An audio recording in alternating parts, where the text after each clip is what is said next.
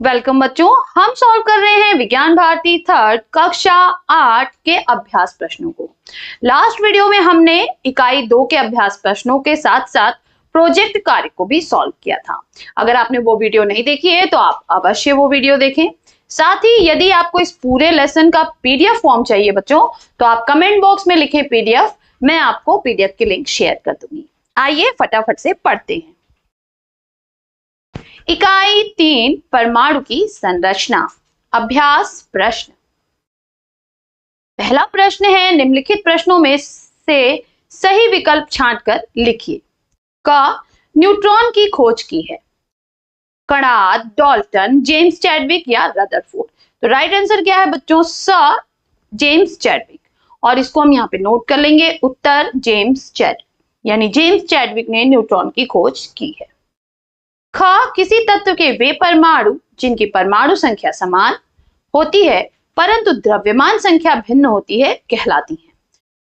प्रोटॉनों की संख्या, द्रव्यमान संख्या, समस्थानिक या परमाणु क्रमांक। तो क्या कहलाते हैं बच्चों? ये कहलाते हैं समस्थानिक, और उत्तर हो जाएगा समस्थानिक। जैसे 1H1, ये बच्चों हाइड्रोजन का हम इसको प्रोटियम पढ़ते हैं, और 1H2 इसको ड्यूटेरियम, और 1H3 इसको ट्राइटेरियम। ठीक है, ये तीनों क्या है? समस्थानिक। क्यों? क्योंकि इनका परमाणु क्रमांक हम देख रहे हैं कि परमाणु क्रमांक कितना है? 1, लेकिन परमाणु भार कितना है? 1, 2, 3, यानी डिफरेंट है। ठीक है, तो परमाणु भार या द्रव्यमान संख्या भिन्न होती है परंतु परमाणु क्रमांक जो है वो समान होता है। तो ऐसे हम तत्वों को क्या कहते हैं? समस्थानिक। ठीक है, उस तत्व के समस्थानिक। जैसे हाइड्रोजन के हमें 3 समस्थानिक ज्ञात हैं, प्रोटियम, ड्यूटेरियम और ट्राइटियम। ठीक है, चलिए आगे बढ़ते हैं, नेक्स्ट क्वेश्चन पे चलते हैं। नेक्स्ट क्वेश्चन हमसे कह रहा है कि जल में ऑक्सीजन की संयोजकता होती है 1, 4, 3 या 2। तो राइट आंसर क्या हो जाएगा बच्चों? कि जल में ऑक्सीजन की संयोजकता कितनी होती है? 2, और इसको हम यहाँ पे लिख लेंगे उत्तर 2। कैसे होती है बच्चों? तो देखिए H2O। ठीक है, संयोजकता होती क्या है कि कोई तत्व कितने हाइड्रोजन के परमाणुओं के साथ संयोग करता है या कितने हाइड्रोजन के परमाणु को विस्थापित करता है। तो यहां पर एक ऑक्सीजन का परमाणु कितने हाइड्रोजन के परमाणु से जुड़ रहा है? 2 हाइड्रोजन के परमाणु से। ठीक है, तो एक यहाँ पे ऑक्सीजन है और 2 हाइड्रोजन, तो इसलिए जल में ऑक्सीजन की संयोजकता कितनी है बच्चों? तो 2 है। नेक्स्ट क्वेश्चन है, न्यूट्रॉन पर आवेश होता है धनावेश, ऋण आवेश, कोई आवेश नहीं, कभी धन आवेश कभी ऋण आवेश। तो राइट आंसर क्या है बच्चों? की कोई आवेश नहीं होता। इसको हम यहाँ पे लिख लेंगे उत्तर कोई आवेश नहीं। प्रश्न 2, निम्नलिखित कथनों में से सही कथन पर सही और गलत कथन पर गलत का चिन्ह लगाइए। क, परमाणु अविभाज्य कण होता है। तो ये गलत है बच्चों। पहले माना जाता था कि परमाणु अविभाज्य होता है, लेकिन बाद में जब इलेक्ट्रॉन, प्रोटॉन और न्यूट्रॉन की खोज हुई तो माना गया कि परमाणु जो है वो विभाज्य कण होता है। ख, किसी परमाणु के नाभिक में उसका द्रव्यमान होता है। तो बिल्कुल सही है कि ये परमाणु होता है बच्चों हमारा, तो इसके नाभिक में प्रोटॉन और न्यूट्रॉन होते हैं। ठीक है, और बाहर इलेक्ट्रॉन चक्कर लगाते हैं। तो पूरा जो इसका द्रव्यमान है वो कहाँ होता है? प्रोटॉन और न्यूट्रॉन में, क्योंकि इलेक्ट्रॉन बहुत हल्का होता है। ठीक है, तो यहाँ पे हम लगाएंगे सही का निशान। ग, परमाणु से इलेक्ट्रॉन के निकलने से ऋण आवेशित आयन प्राप्त होता है।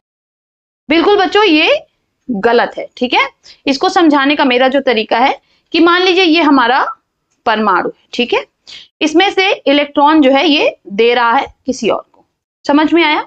तो हमें पता है कि जितने प्रोटॉन हैं उतने ही इलेक्ट्रॉन हैं, यानी जितने पॉजिटिव हैं उतने निगेटिव हैं। ओके, अगर यहां से हमने निगेटिव को निकाल दिया तो यहाँ पे क्या बढ़ जाएगा? पॉजिटिव। तो यानी इस पे कौन सा चार्ज आ जाएगा? पॉजिटिव। दूसरा तरीका मेरा ये है याद रखने का बच्चों कि हम मान लीजिए किसी को उधार देते हैं, तो उधार हम तभी देंगे ना कि जब हमारे पास पैसे होंगे, या आप ऐसे समझिए कि आप अपने जेब से किसी को पैसे निकाल के दे रहे हैं।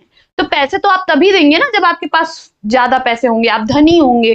तो धनी है तो हम पैसे दे रहे हैं। तो इस तरह से हम याद कर सकते हैं कि इलेक्ट्रॉन जो निकालेगा या देगा वो क्या होगा? धनी हो जाएगा। ठीक है, तो इस तरह से भी आप इसको एक कॉन्सेप्ट लगा के, कहानी लगा के भी याद कर सकते हैं। नहीं तो जो मैंने इस तरह से पढ़ाया जो आपका लॉजिकल है कि माइनस निकलता है तो प्लस बढ़ जाएगा, है ना। चलिए, घ, जल के अणु में ऑक्सीजन की संयोजकता 3 होती है। अभी बच्चों हमने पीछे देखा है ना कि जल के अणु में ऑक्सीजन की संयोजकता 2 होती है, तो ये कथन जो है बच्चों ये गलत है, ठीक है, यहाँ पे मिसप्रिंट हो गया है, ये कथन हमारा गलत है बच्चों। नेक्स्ट है प्रश्न 3, रिक्त स्थानों की पूर्ति कीजिए। का 2 या 2 से अधिक परमाणु आपस में मिलकर डैश बनाते हैं, क्या बनाते हैं, अणु। तो हम यहाँ पे क्या भर देंगे, अणु बनाते हैं। ख प्रोटॉन की खोज डैश ने की थी, तो प्रोटॉन की खोज किसने की थी बच्चों, गोल्डस्टीन ने की थी, ठीक है। कहीं कहीं रदरफोर्ड भी लिखा है, उसको भी सही मानते हैं बच्चों, क्योंकि खोज तो गोल्डस्टीन ने की थी लेकिन उसको नाम रदरफोर्ड ने दिया था, ठीक है। तो कई लोग प्रोटॉन की खोज का श्रेय रदरफोर्ड को भी देते हैं, लेकिन वास्तव में गोल्डस्टीन ने खोजा था। एक धनावेशित कण हमें परमाणु के अंदर दिखाई दे रहा है, ठीक है, और बाद में रदरफोर्ड जी ने उसे नाम दिया प्रोटॉन।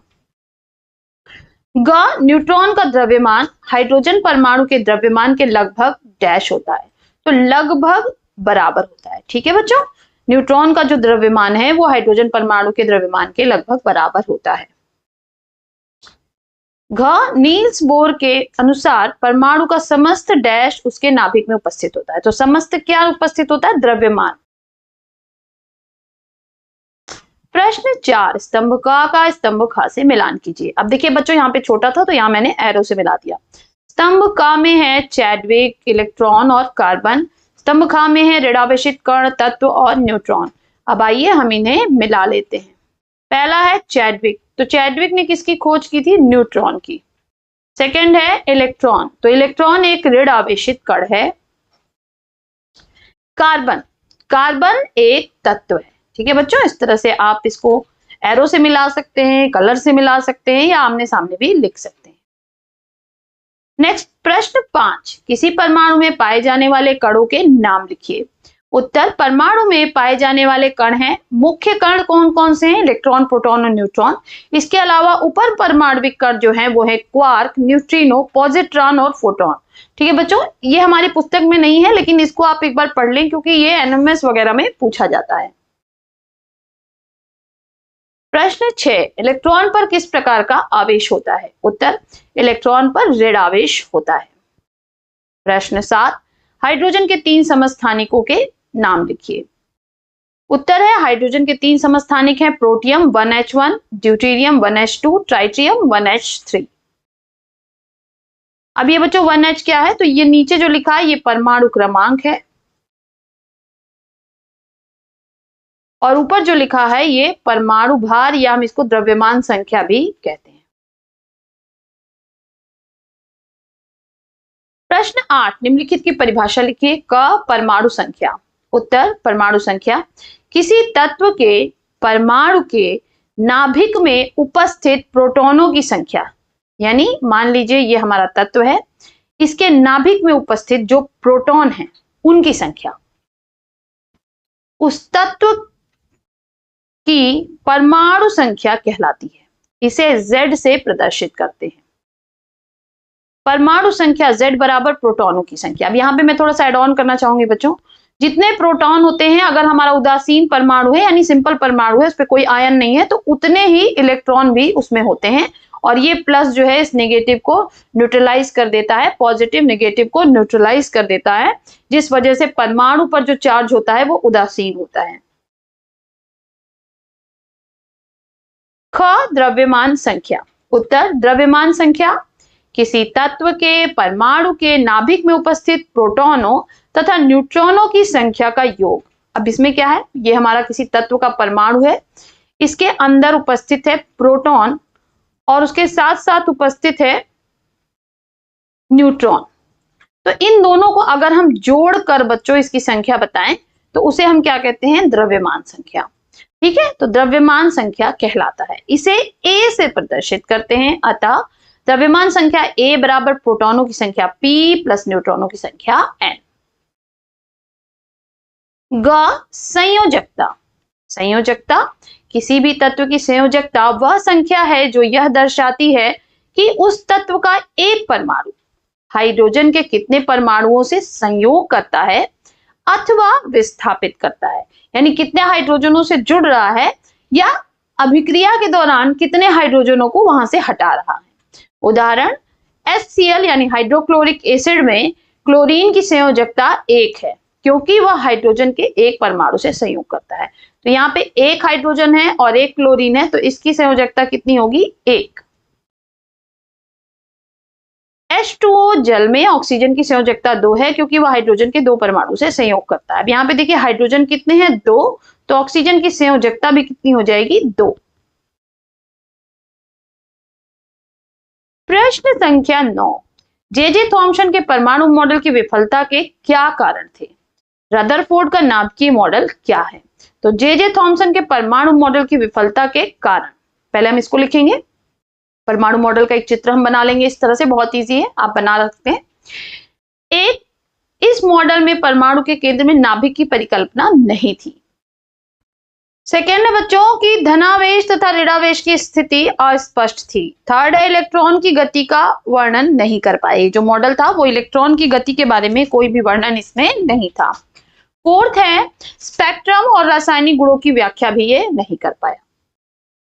अब हम पढ़ेंगे रदरफोर्ड का नाभिकीय मॉडल। ठीक है, इन्होंने भी ऐसे एक नाभिकीय मॉडल की कल्पना की थी जिसके अंदर धनावेश था और परमाणु के आसपास जो है कॉर्नर बॉर्डर पे ऋणावेश था। इसको इन्होंने कैसे प्राप्त किया था बच्चों? इसको इन्होंने रदरफोर्ड का अल्फा प्रकीर्णन प्रयोग किया था। ये बहुत ही फेमस है, कभी कभी इस पे ही शॉर्ट नोट आ जाता है। तो रदरफोर्ड ने सोने की पतली पन्नी, अब एक बार पूछा गया था कि कितनी पतली पन्नी, ठीक है, ये क्वेश्चन जो है एनएमएस में आया हुआ है, तो हम लिखेंगे 0.0004 सेंटीमीटर मोटी जो है वो पन्नी थी। पर अल्फा कणों से बमबारी की तो उन्होंने देखा, अब जब उन्होंने अल्फा कणों से बमबारी की बच्चों, ठीक है, ये उन्होंने एक पतली पन्नी ली, उस पर अल्फा कणों से बमबारी की, तो उन्होंने देखा कि कुछ जो थे वो तो सीधे सीधे निकल जा रहे थे। ठीक है, कुछ जो कण थे वो सीधे सीधे निकल जा रहे थे, कुछ जो थे वो थोड़े से अपने मार्ग से विचलित हो जा रहे थे, इस तरह से जो वो टकरा कर बीच में वापस आ जा रहे थे। ठीक है, तो आगे अभी हमने इसको लिखा हुआ है तो हम इसको पढ़ते हैं। पहला क्या उन्होंने दिखा कि अधिकांश अल्फा कण पन्नी के आर पार सीधे चले गए। सेकेंड, उन्होंने देखा कुछ कण अपने पथ से विचलित हो गए। थर्ड, उन्होंने देखा कि बहुत थोड़े से कण ऐसे भी थे जो पन्नी से टकराकर उसी मार्ग में वापस आ गए। अब उन्होंने इससे निष्कर्ष क्या निकाले? पहला कि परमाणु का समस्त धनावेश यानी प्रोटॉन केंद्र में उपस्थित होता है जिसे नाभिक कहते हैं। सेकेंड, परमाणु का नाभिक ऋणावेशित इलेक्ट्रॉनों से घिरा रहता है, यानी यहाँ पे इन्होंने आवेश भी क्लियर कर दिए और बता दिया कि केंद्र में जो है वो नाभिक होता है जिसके अंदर प्रोटॉन होता है और ऋणावेशित इलेक्ट्रॉन चारों तरफ से उसको घेरे रहते हैं।